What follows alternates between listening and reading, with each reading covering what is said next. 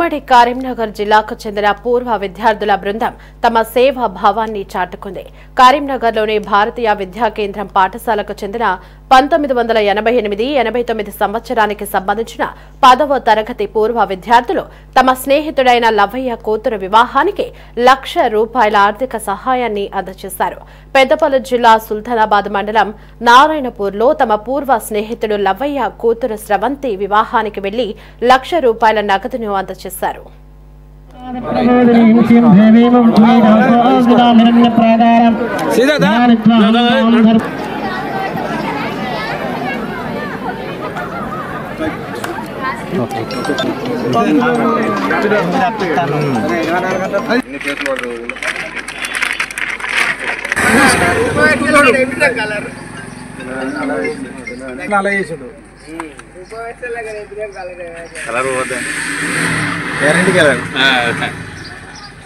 మాది భారతీయ విద్యా కేంద్ర హై స్కూల్ అశోక్ నగర్ కరీంనగర్లో 88-89 10th బ్యాచ్ మాది.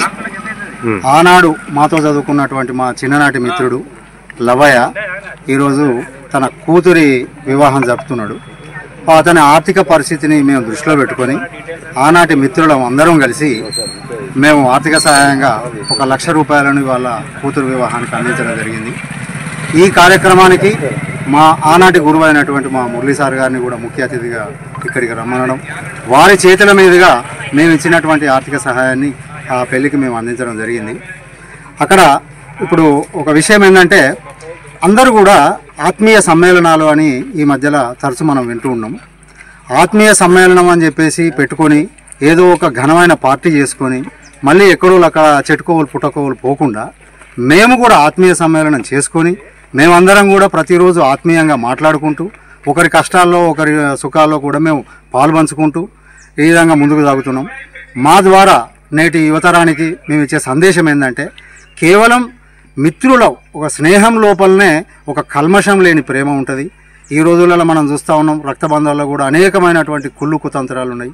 కానీ స్నేహంలో ఏ మూలన కూడా అటువంటి అవకాశం లేకుండా మేము మిత్రులందరం కూడా కలిసి అతని కూతురును మా కూతురుగా మేము భావించి ఈ రోజున ₹1,00,000 నగదును మా గురువు గారి చేతుల మీదుగా ఇవ్వడం మేము గర్వంగా ఫీల్ అవుతున్నాం.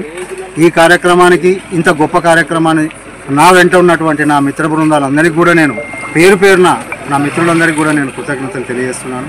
ఈ కార్యక్రమానికి మేము పిలువగానే వచ్చినటువంటి మా గురువుల గారికి కూడా మేము శిరస్సు వంచి నమస్కరిస్తాం.